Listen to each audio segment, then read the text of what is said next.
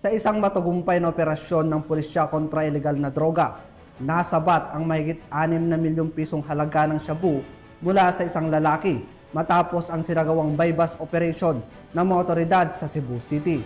Kasalukuyang nakapiit ngayon ang mga suspect at nahaharap sa kasong paglabag sa Republic Act 9165 o ang Comprehensive Dangerous Drugs Act of 2002. Patrolwoman Flora May Azares sa report.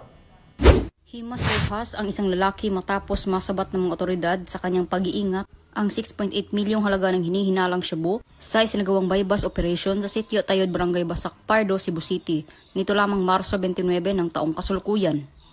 Kinilala ni Police Captain Kenneth Paul Albotra, Acting Station Commander ng Police Station 7 Cebu City Police Office, ang suspect na si alias Tata, 46 anyos, isang high-value individual na residente ng Sitio Seaside, Barangay Basak, San Nicolas, Cebu City.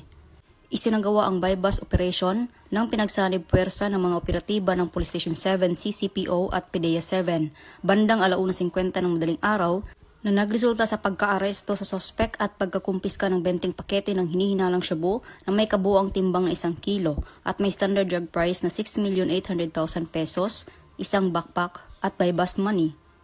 Nasa kustodiya na ng mga kapulisan ang suspect para sa dokumentasyon at tamang disposisyon.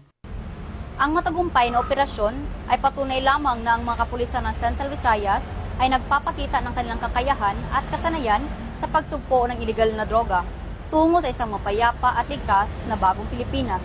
Mula dito sa Central Visayas, ako po ang inyong Police News Network Correspondent, Patrolwoman Flora May Azares, alagad ng batas, tagataguyod ng Balitang Pulis.